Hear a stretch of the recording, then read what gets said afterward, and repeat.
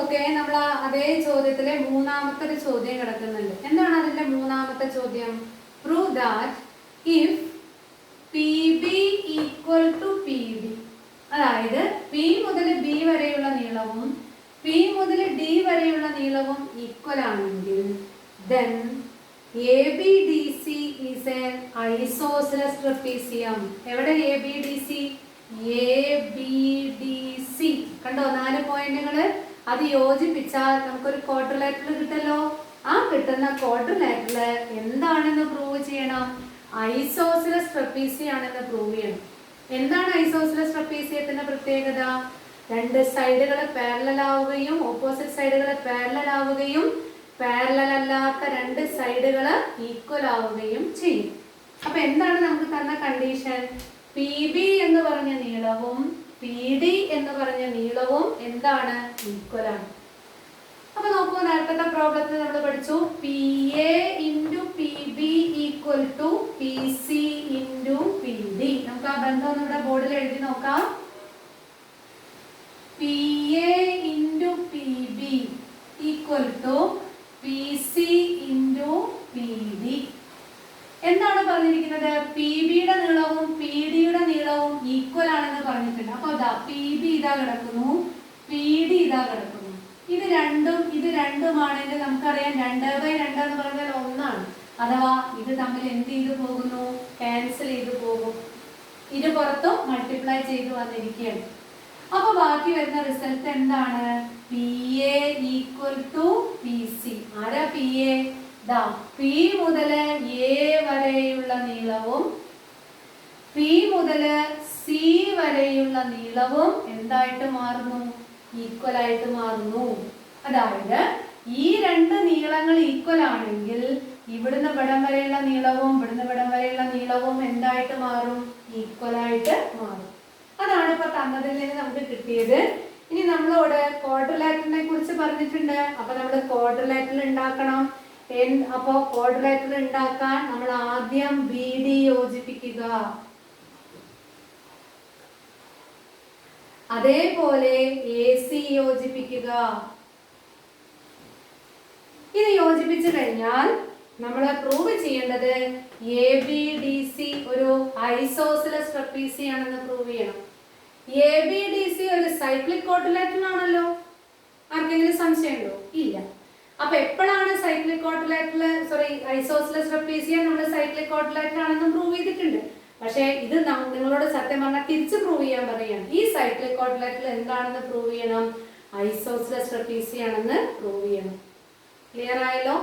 അപ്പൊ നോക്കൂ, P A equal to P C എന്ന് കിട്ടുമ്പോൾ ഇവിടെ നോക്കൂ, എന്റെ കയ്യിൽ പോണത് ശ്രദ്ധിക്കുക. ട്രയാങ്കിൾ പി എ സി എന്ത് ട്രയാങ്കിൾ ആയിരിക്കും? ഐസോസിലസ് ട്രയാങ്കിൾ ആയിരിക്കും. സംശയമില്ലല്ലോ? പി എയുടെ നീളവും പി സിയുടെ നീളവും ഈക്വൽ ആകുമ്പോൾ ട്രയാങ്കിൾ പി എ സി എന്തായിട്ട് മാറുന്നു? ഐസോസിലസ് ട്രയാങ്കിൾ ആയിട്ട് മാറുന്നു. എന്താണ് ഐസോസിലസ് ട്രയാങ്കിളിന്റെ പ്രത്യേകത? ഈക്വലായ സൈഡുകൾക്ക് ഓപ്പോസിറ്റ് കിടക്കുന്ന ആംഗിളുകളും ഈക്വൽ ആയിരിക്കും. അങ്ങനെയാണെങ്കിൽ ഈ ആംഗിള് എക്സ് ഡിഗ്രി ഉണ്ടെങ്കിൽ ഇതാണല്ലോ പി സിയുടെ ഓപ്പോസിറ്റ് ആംഗിള്. അപ്പൊ പി എയുടെ ഓപ്പോസിറ്റ് ആംഗിളും എത്ര ഡിഗ്രി ഉണ്ടായിരിക്കും? എക്സ് ഡിഗ്രി ഉണ്ടായിരിക്കും. ക്ലിയർ ആണല്ലോ? ഇനി നോക്കൂ, എ ബി ഡി സി എന്ന് പറയുന്നത് ഒരു സൈക്ലിക് ക്വാഡ്രിലാറ്ററൽ ആണല്ലോ. അപ്പോൾ angle C equal to X degree ഉണ്ടെങ്കിൽ ആംഗിൾ ബി ഈക്വൽ ടു എത്ര ഡിഗ്രി ഉണ്ടാകും? 180 മൈനസ് എക്സ് ഡിഗ്രി ഉണ്ടായിരിക്കും. അപ്പൊ നമുക്ക് എന്തൊക്കെ ബന്ധങ്ങളാണ് കിട്ടിയത്? ഈ 2 സൈഡുകൾ ഈക്വൽ ആയതുകൊണ്ട് ആംഗിൾ എയും ആംഗിൾ സിയും ഈക്വൽ ആണെന്ന് കിട്ടി.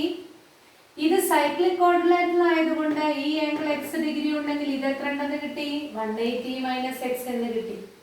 നമ്മൾ ഈ ക്വാഡ്രിലാറ്ററിനെ നമ്മളൊന്ന് നോക്കൂ. എന്താണ് ക്വാഡ്രിലാറ്ററിന്റെ പ്രത്യേകത? ഈ ക്വാഡ്രിലാറ്ററില് angle A equal to X degree ആണ്.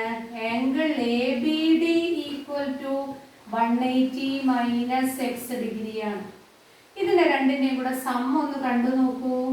Angle A plus angle A B D equal to X degree plus 180 minus X degree. ഇത് രണ്ടും ക്യാൻസൽ ചെയ്ത് പോയി. എന്ത് കിട്ടുന്നു? 180 ഡിഗ്രി എന്ന് കിട്ടുന്നു. അപ്പൊ നോക്കൂ, ഈ രണ്ട് ആംഗിളുകളുടെ സമ്മ് 180 ഡിഗ്രി ആണ്. എന്താണ് ഈ രണ്ട് ആംഗിളുകളുടെ പ്രത്യേകത? ഇത് കുറേ ക്ലാസ്സിലത്തെ ബന്ധങ്ങളുള്ള ഒരു പ്രോബ്ലം ആണ് കേട്ടോ. നമ്മൾ 6ാം ക്ലാസ്സിൽ പഠിച്ചിട്ടുണ്ട്. രണ്ട് വരകളെ മറ്റൊരു വര ഖണ്ഡ് ചെയ്യുമ്പോൾ ഉണ്ടാകുന്ന ഈ രണ്ട് ആംഗിളുകളെ നമ്മൾ കോ ഇന്റീരിയർ ആംഗിൾസ് എന്നാണ് പറയുക. അതിന്റെ സമ്മ് 180 ഡിഗ്രി ആണെങ്കിൽ ഈ രണ്ട് ലൈൻസും പാരലൽ ആയിരിക്കും. അവ ഒരിക്കലും കൂട്ടിമുട്ടാതെ പോകുമെന്ന് നമ്മൾ പഠിച്ചിട്ടുണ്ട്.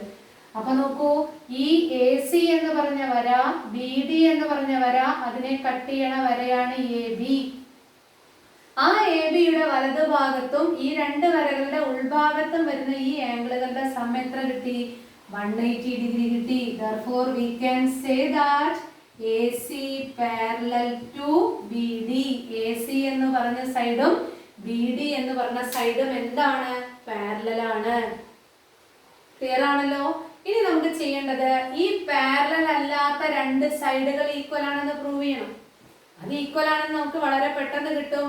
ഒന്നുകിൽ ഇങ്ങനെ ചെയ്യാം, ഈ രണ്ട് ആംഗിളുകൾ ഈക്വൽ അല്ലേ, അപ്പൊ അതിന്റെ ഓപ്പോസിറ്റ് സൈഡുകൾ ഈക്വൽ ആയിരിക്കും. അല്ലെങ്കിൽ നമുക്ക് ഈ ചിത്രത്തിൽ നിന്ന് തന്നെ കിട്ടും. നോക്കിക്കോളൂ, ഈ PAയുടെ നീളവും PCയുടെ നീളവും ഈക്വൽ ആണല്ലോ. PAയുടെ നീളം 10 ഉണ്ടെങ്കിൽ PCയുടെ നീളവും എത്ര ഉണ്ട്? 10 ഉണ്ട്. ഇനി ഇതില് PBയുടെ നീളം ഞാൻ 4 എന്നെടുത്തു. അപ്പൊ PDയുടെ നീളവും എത്ര ഉണ്ടാകും? 4 ഉണ്ടായിരിക്കും. അപ്പൊ ഇത് ബാക്കി AB 6 ഉണ്ടായിരിക്കും. ഇവിടെ എത്ര ഉണ്ടായിരിക്കും? ഇവിടെയും 6 ഉണ്ടായിരിക്കും. ക്ലിയർ ആയല്ലോ? അപ്പൊ നമ്മളൊക്കെ എങ്ങനെ എഴുതാം? PA equal to PB. ഈ PA ഈക്വൽ ടു PBയില് PB ഈക്വൽ ടു PD ആണ്. അപ്പൊ ബാക്കി വരുന്ന ABയും CDയും എന്തായിട്ട് വരും? ഈക്വൽ ആയിട്ട് വരും. അപ്പൊ നോക്കൂ, ഈ ക്വാഡ്രിലാറ്ററൽ ABDCയില് AC parallel to BD and AB equal to CD. ഇങ്ങനെയുള്ള ഈ പ്രത്യേകത ഉള്ള ക്വാഡ്രിലാറ്ററിന് പറയുന്ന പേരെന്താണ്? Isosceles trapezium. Therefore we can prove that this ABDC or ACDB is an isosceles trapezium. Clear ആയല്ലോ?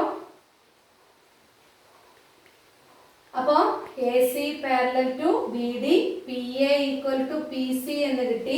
PA ഈക്വൽ ടു PB അല്ല, PA ഈക്വൽ ടു PC ആണ്. PA ഈക്വൽ ടു PC, അതിൽ PB ഈക്വൽ ടു PD, അപ്പോൾ AB equal to CD എന്ന് നമുക്ക് കിട്ടുന്നു.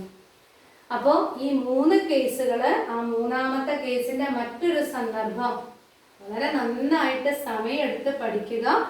ഇതുമായി ബന്ധപ്പെട്ട 2 പ്രോബ്ലംസും കൂടെ ടീച്ചർ ഇന്ന് ചെയ്യും. അതിനുശേഷം നമുക്ക് ഇതുമായി ബന്ധപ്പെട്ട കൺസ്ട്രക്ഷൻസ് വർക്കിലേക്ക് നമുക്ക് കയറാം. Okay, by.